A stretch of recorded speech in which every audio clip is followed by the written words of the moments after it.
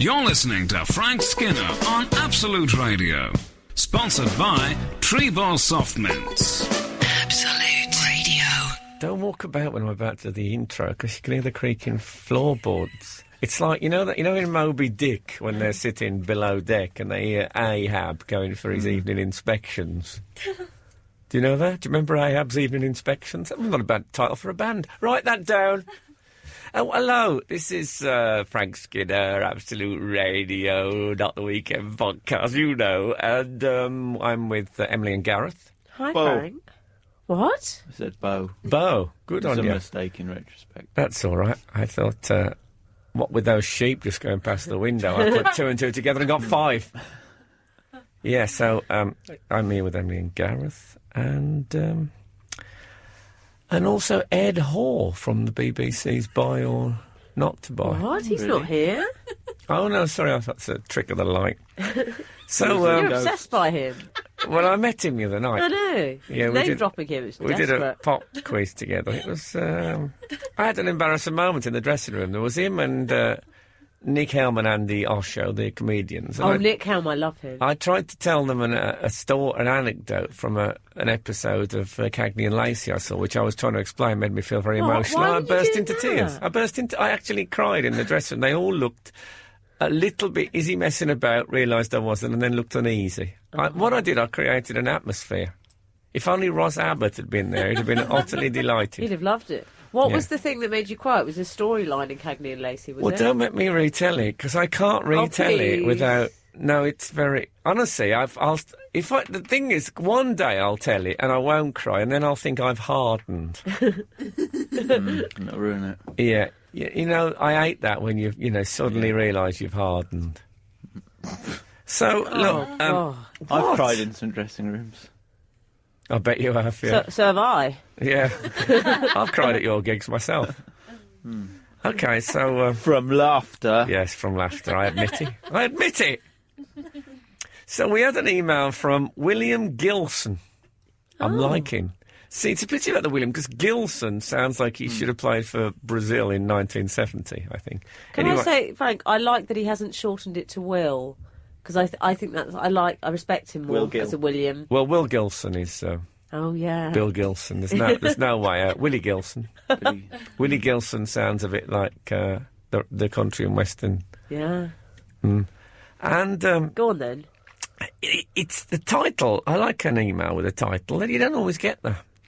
It's called Pavement Racing. Now, what he's referring to is pedestrian racing, which is this thing that I do quite a lot when because I walk fast. I let people try and overtake me and then I burn them off. Is what I do. And he like says... a veruca. Yeah. You can smell, similar smell to when I'm past. He said, this is what William Gilson says, WG, we'll call him. I had to slow down my pavement speed or risk looking ridiculous when I moved from Premiership pavement racing in London to Third Division Premiership pavement racing in Luxembourg 20 years ago. Of course, when you're pavement racing, pedestrian racing as I call it, in Luxembourg, the secret is to pass the dodgy on the left-hand side. So, he says, however, the one trick I've learnt that has kept me unbeaten in 20 years, I love the fact that people take it as seriously as I do, is to let fast people overtake you, and for the first 10 metres or so, let them think they've whipped you, then come back at them hard and fast, move past them and don't look back. Never fails. Oh, I like his technique. You see, I don't have the ego to let them pass. No. I have to just keep them... You do have the ego, that's the problem. Well, yes, I do have the ego. Yeah. What I meant, I didn't have the diminutive ego that would have been required. Oh, I like him, though. Yes, is he WG Gilson? Just WG? Just WG, yeah. Thank William you, WG. Gilson. Yeah, I'm enjoying that. Frank, I had a bit of a divine revelation this week. Wow. Do you want to hear about it? Is that a Bette Midler album? I got that wrong. Yes. Yeah, I'd love to hear about it. Well, I'm always fond of a sweet treat, to be honest. Yeah. It's my favourite snack of the day or meal of the day. It's good that you've kept that up, because as someone who works at the very top end of the fashion industry, it must be tempting to live on Ribena and half a jelly tot. I know. Well, you just eat sweet things, nothing else. So, I do. I eat quite healthily, don't I, considering my fashion lifestyle. The precious. But anyway, so obviously I'm very bound by convention. I have my, you have your savouries. Corned and your beef sweet. you like? Is it corned beef that you like? I don't like corned beef. Do you not? Oh, okay. Never even eaten it. I think I'll mix... I could barely ID it in a police lineup. I think I've mixed you up with. with Tommy Dean, who I did national service with in 53. He loved it. Bully beef, he called it. It's an easy mistake to make. He put it away. Ginger-haired chap from Manchester. Is that like spam? I've never had spam. No, it's more piebald. Oh, okay. Spam is very Very pink. monotoned. The But, blancmange of the savoury world in yes. colour. Anyway, sorry. They're not in texture. So anyway, I bought my meal. Nice meal it was too. And then I bought this pudding. And it was a lovely ice creamy sort of caramel confection. And I was so looking forward to it. I thought, I don't want this chicken and spinach meal I'm going to cook. I want this caramel swirl. And I thought, why? Why do I have to wait? Why am I bound by convention? So do you know what? I ate it. Oh. I ate the pudding first, Frank. Oh, you've dined with the devil. No, you have, because that chicken and spinach had genuine substance to it. Yes, but I did come to it later. I didn't completely forsake it. No, I just thought, I want my pudding first. And from now on, I thought, why am I doing this? It's only because my parents used to say that to me. I can do what I want, Frank, now. I mean, it's a bit lembic though. Do you know what I mean? You had Sean Lloyd, the intellectual, I'm calling her the scientist from a meteorological point of view, and then you thought, no, I want the cheeky girl. Instant gratification. That's my bag. You chose frothiness over substance. Well, I did. And can I tell you, I love that froth. And this was at home, was it? This was at home. You see, I have to say, it's one of the great joys of being single, is that... No judgment. Well, you can... I remember... I was completely naked once on my sofa, and it wasn't the sort you could wipe. And I lay there naked, eating baked beans out of a tin with watching Bilko. And I remember thinking, this is what's great about being single. A lot of women wouldn't tolerate it, or a male partner, or wouldn't tolerate it. And I think that's a nice thing. If you want the pudding first, have the pudding first. Exactly. Savouries, you've had your turn. There's a new kid in town, and he's called Pudding. Yeah. They're going to have to up their game if they're going to keep up. Exactly. When I first moved out of my parents' house, the stuff I ate, I mean, I thought, no, I don't have everyone saying, oh, no, you got to eat, got to have greens. As my dad used to say, have them dumplings, stick to your ribs. But I just ate anything. I used to, basically, the food I ate was little more than a vehicle for pickle. Whatever it was, I drank. Say if I had a bit of steak, say. I'd put so much pickle on it, the steak would just be a holder for it. Wow. What other little meals did you rustle up? Well, obviously my pie sandwiches was my big Pie one. sandwich? Yeah. What's that? You make a cheese sandwich, and then a normal cheese sandwich, How can you butter put a cheese. pie in it? How and can then you hold it? microwave a pie, and then you put the pie inside the sandwich. Well, and that's not a sandwich, because how can you hold it? Of course you can hold it. Pie's too thick. No, not if we're talking a ginster or so. And the hot pie melts. I prefer a pocker. I'll be honest with you. The hot pocker. It melts the cheese, and it's a beautiful. Really? Yeah, I'd recommend that to anyone who's listening. Piccalilli, if you had Piccalilli to that. Wow. I would say it's the icing on the cake, but it's such a mixed metaphor. I'm not going to even. You never eat it on your own, Gareth. You don't. Laura cooks your meals. No, she doesn't. I do all the cooking. Oh, okay, calm down. do know. Jesus Christ, gone all. Please don't blaspheme. There's things I won't tolerate on this show. I won't be hemmed in by your borders. I live outside the box. I do the cooking in our family, and Laura tells me what to do in every other respect. Oh, okay. Yeah, but I know I like nice stuff.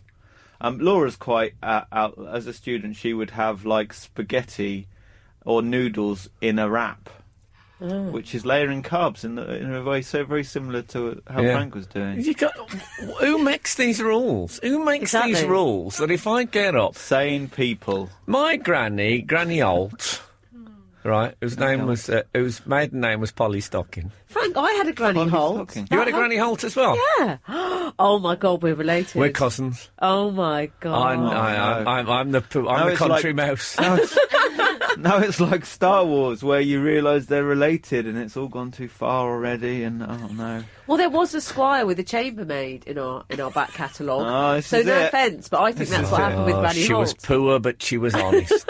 Victim of a squire's whim. First he loved her, then he left her, but she had a child by him. It's the same the old world over. It's the poor what gets the blame. Anyway, we can't. I mean, what is this? So, yeah, my granny, she used to have shepherd's pie for breakfast. And people would say you can't have shepherd's pie for breakfast. But who decreed that it has to be cereal or toast or egg and bacon? There's no reason, no logic to it. Same when I used to have Pernod. No, Frank, that's not the same. No, it's not quite the same. But I like cake for breakfast. I had an Absolute Radio cake for breakfast. Do you remember that cake? I've got a confession now. Remember that cake? There was a picture of us three on it for our first birthday. Yeah. I took it home, I ate it, and I had it for breakfast. For about 7 mornings in a row. That was my breakfast. Good gracious Oh, me. I loved it. The reason I didn't have any of that cake is I felt Ben Jones looked a bit bitter that he said to me I didn't get a cake for my first anniversary, and I thought he might have left a trail of wee on it. That's a guess. I'm not saying he did. I'm not saying he didn't. But let's leave it there. For breakfast, my favourite is leftover takeaway. Like leftover Chinese for breakfast, nothing better. I used to do that when I used to wake up on central reservations in Birmingham. I'd often have leftover takeaway. Never mind naked on the sofa with the baked beans. Yeah, well, that was It's an image I can't erase. It's why should you? Save it. Press save. That's my advice. I used to know a guy. He's a bit of a legend in the northwest of England called George. Well, actually, perhaps I shouldn't say his surname. Go on. No harm in it. George Borofsky he was called. He was sort of singer-songwriter character. Is he the Professor on Fame? I know him. He was, and I was on tour at the time with Steve Coogan, and George used to join us on occasion, and we'd go to a motorway services, and say if me and Steve had 3 courses, he'd have 3 courses, but they'd all be puddings. That's all he would have. I'll tell you what he loved. Are they called Tonnet something cakes? Oh, Tonnet's tea cakes. Oh man, he loved them. So do I. And he used to have. Sometimes he'd say, "Oh, I'll just have a coffee," I think, and he'd have 7 sugars in it. And he was quite thin, but he was. I'll tell you what, you might know him. Do you know Sultans of Swing? That song. Oh yeah. There's a bit in there when he talks about Guitar George, who knows all the chords. Well, that was George Borofsky. Yeah. Wow. He was a legend. I like your style, Borofsky. Yeah, I remember on his website, because he's sort of well known there, but not really known anywhere else. He's described on his website as Mr. On Song personified. George Borofsky. So you won't be able to say that anymore because he's been song. Do you see? Yeah. Very good. I was moved this week, not Pickford's, if that's what you're thinking. Did you see the couple who are a bit ugly? Yes. How dare you? Yes, I did see that. They met on a dating website. Called Ugly Bug Ball. Yeah, which I like the sound of. Yeah. And they're the first engagement. The first engagement, engagement from Ugly Bug Ball. And uglybugball.com, by way of celebrating, have offered them a week away in Borth in Wales at the Ugly Bug Ball Company Caravan.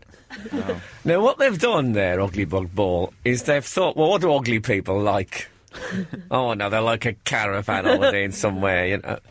And I think that what they've done is they've mistaken the surface appearance of the ugly people with their inner hearts. And I think often, if you turn an ugly person inside out... Yeah.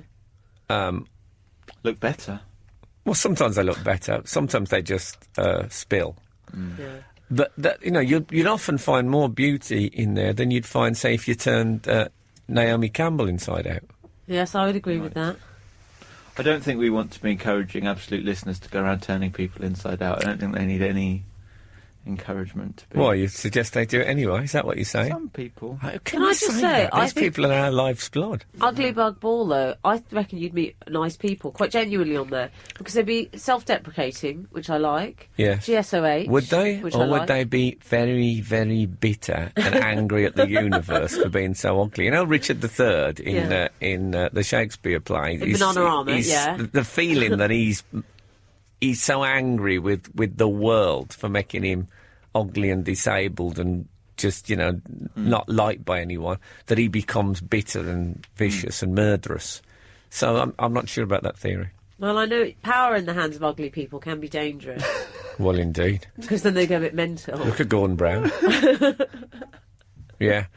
And also, I think with ugly people, it's a slight myth that they fancy other ugly people. Can I just say, I like the fact that we're all arrogantly discussing them as an abstract group that we're not part of.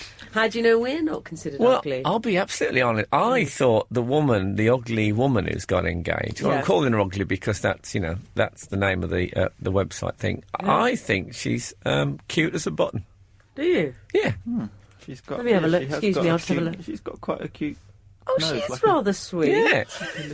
Like a little piglet. He, Well, no, not like a little piglet. A little cute piglet. he, on the other hand, not so much so. No, but I bet.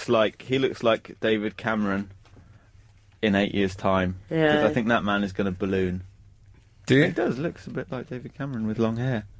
I think he looks a bit like that James Make. Anyway, as no one here can see the photo, Well, that's exactly. maybe not as good. But yeah, I feel when I see that couple, that I'd happily have a night out with them.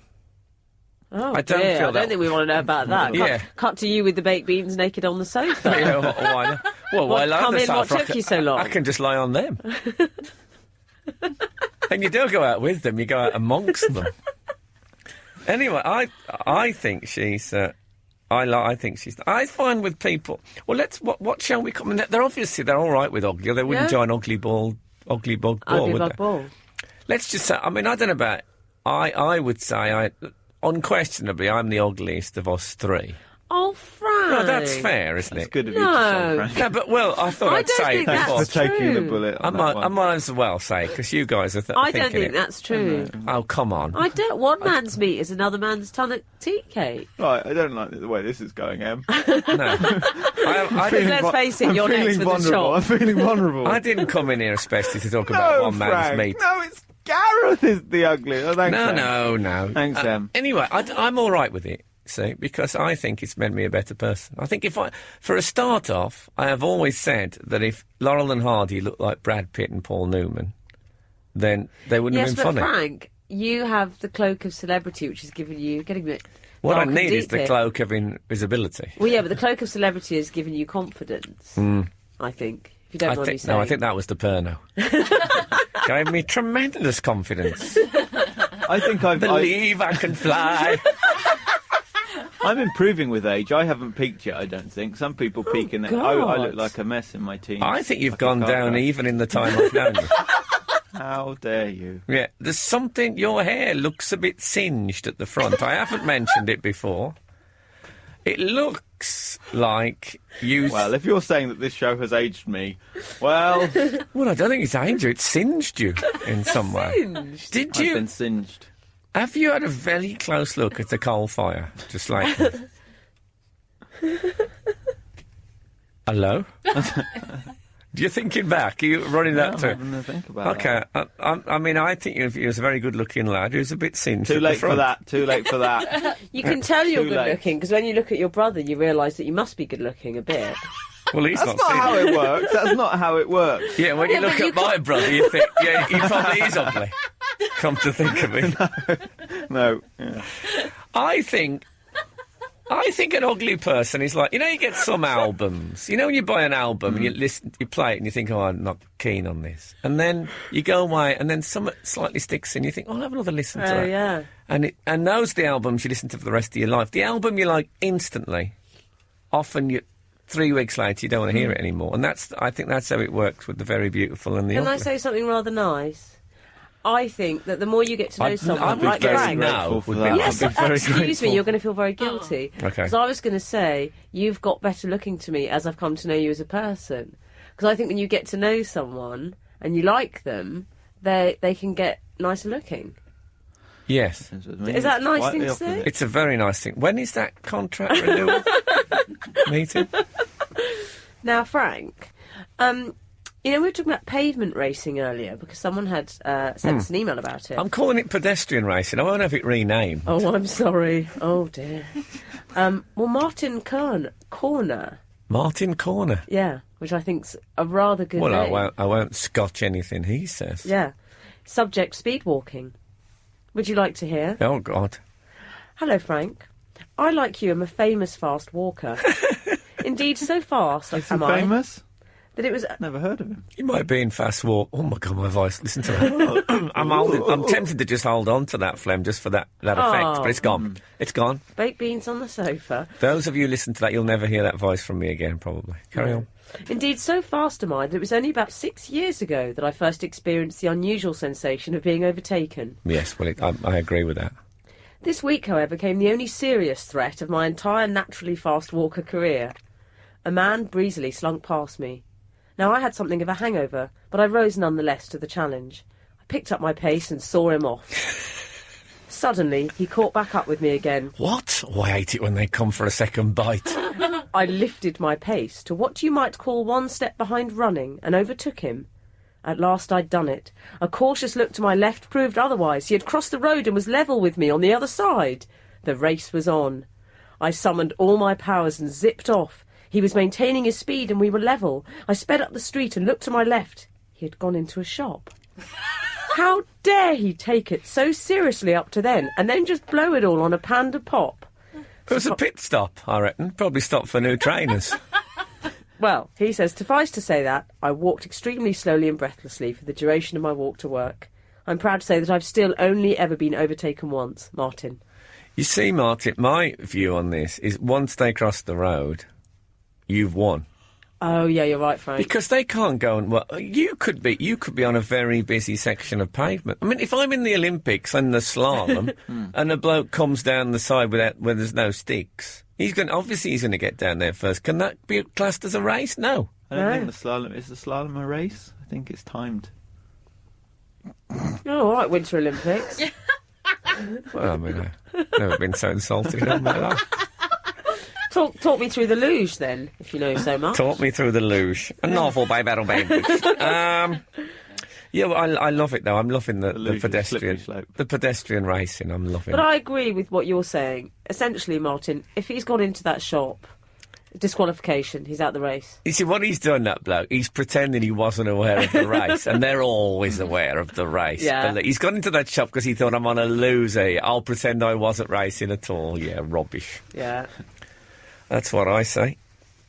Anyway, I'm thinking about the new foundation garment for men. Mm-hmm.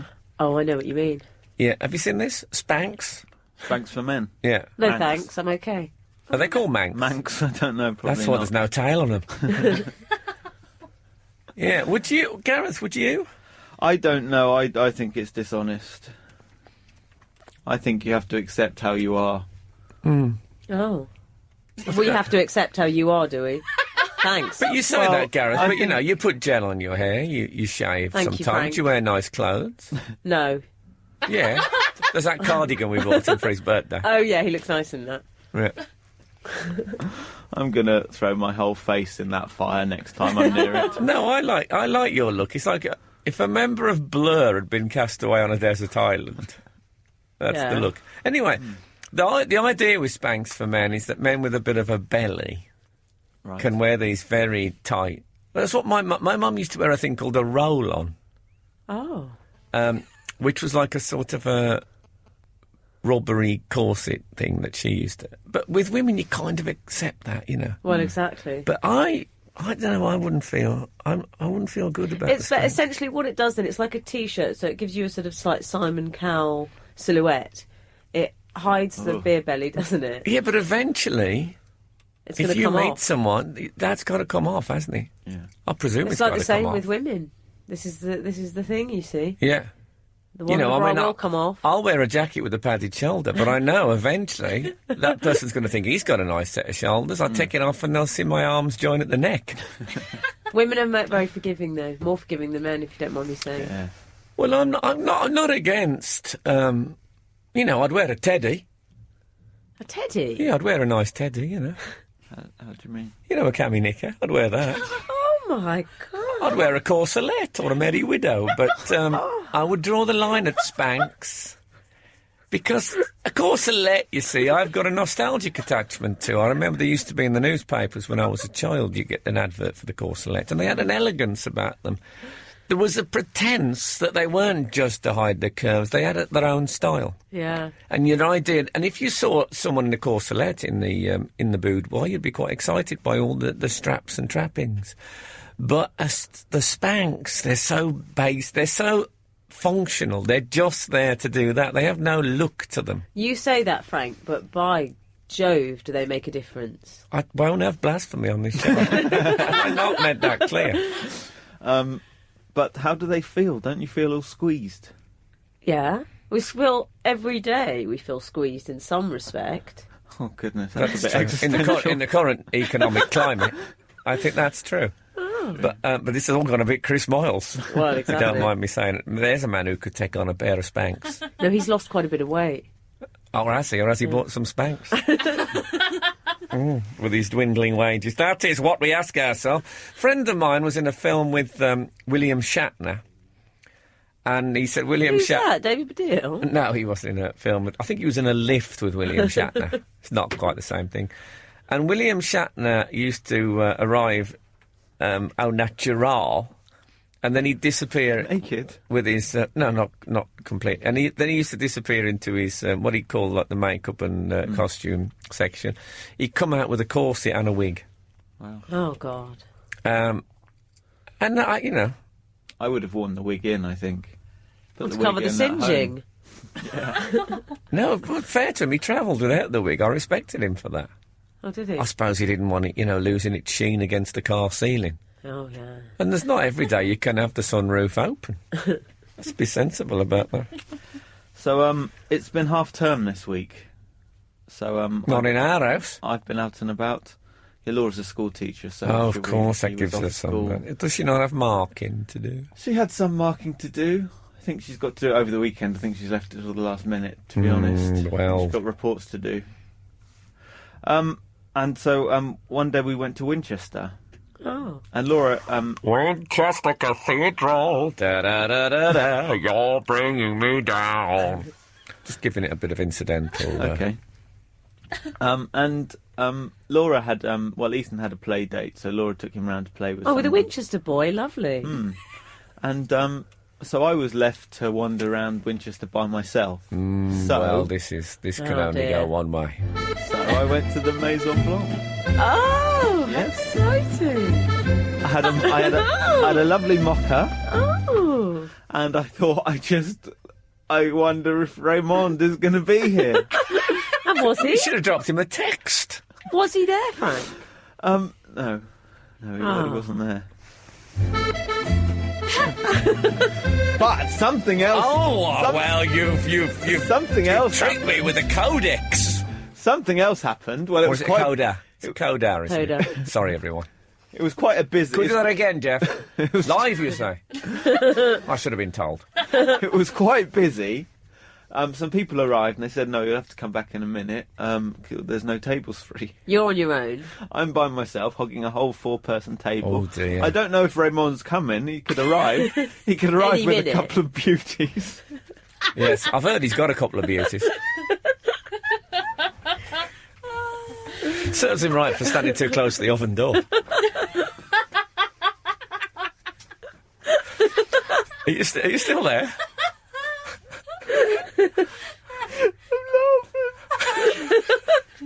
Gareth's laughing. Oh my God! I was laughing.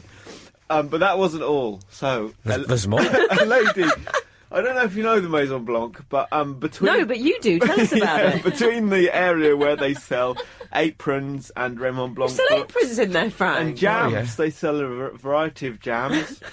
And there's the till. There's the till and the cake The cake area. A till of the cake. Was that a pastry chef that invaded most of Asia?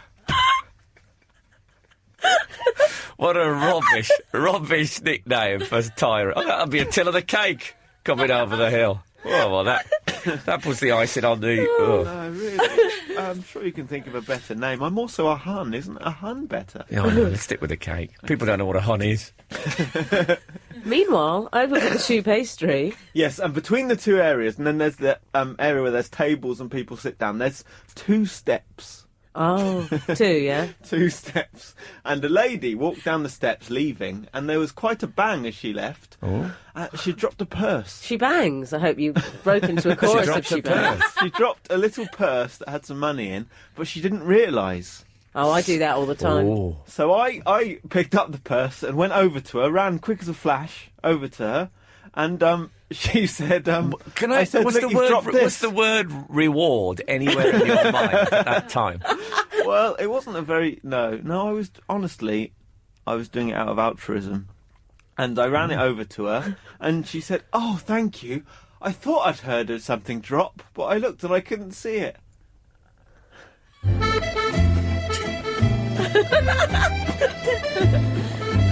True story. You're listening to Frank Skinner on Absolute Radio, the softest, mintiest show in town. Sponsored by Tree Bar Soft Mints. Absolute.